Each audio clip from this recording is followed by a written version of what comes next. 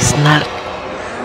Albert Jean Mougin, qui est vice-président du syndicat national des lycées et collèges, le SNALC. Bonjour. Bonjour. Merci de votre invitation. Merci. Mais déjà, si vous le permettez, il faut quand même, à une heure de grande écoute, que nos auditeurs sachent dans quel contexte nous tenons ce débat.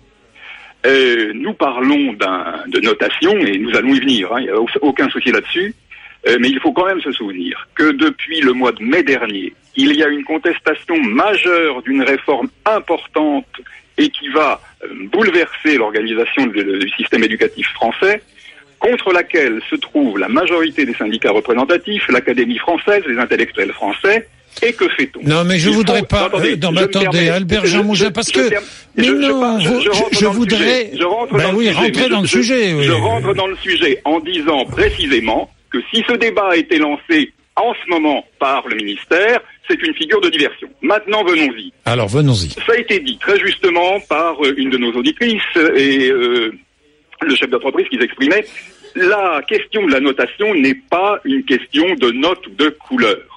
Il s'agit effectivement d'utiliser un système qui est repérable, connu et utilisé dans un ensemble général qui est l'éducation nationale. Vous avez insisté là-dessus, vous avez bien fait de le dire.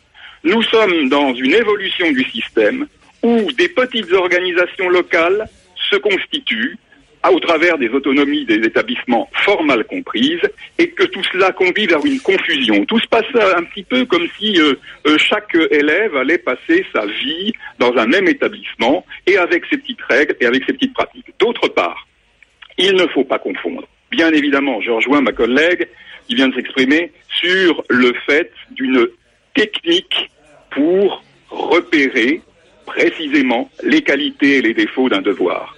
Mais que vous utilisiez des pastilles colorées, que vous utilisiez la gamme de 1 à 5, comme récemment je voulais la directrice générale de l'enseignement scolaire, ou que vous utilisiez la notation, sur 20, ou l'appréciation, diverses et variées. Vous faites très bien de le souligner, mais j'insiste là-dessus, c'est exactement la même chose, à la seule différence que la notation est un système connu, utilisé, inscrit dans une tradition scolaire.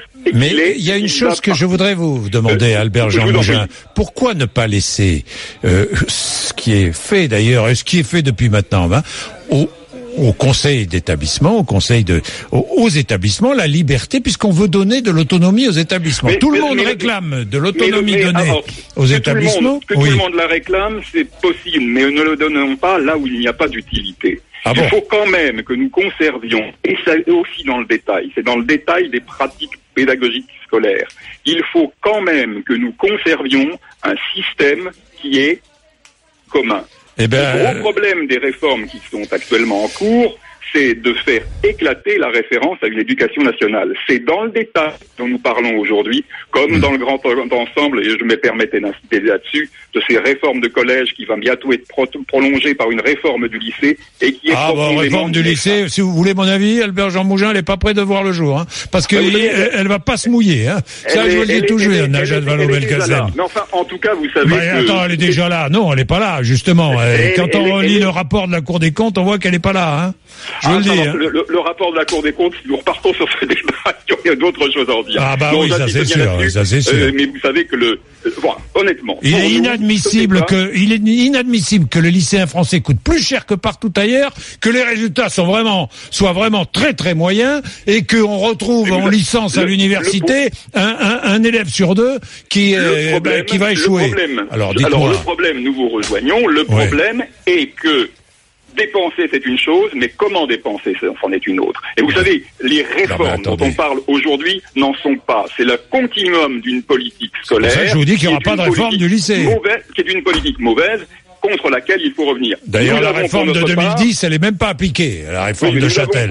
Pour notre part, un projet concernant le collège, et qui n'est pas du tout du même tonneau, et qui aussi se prolonge pour un projet lycée. Vous savez d'ailleurs que tout ça mobilise les énergies, et que le 10, il y aura à Paris, Port-Royal, une vaste manifestation contre la politique scolaire actuellement promise.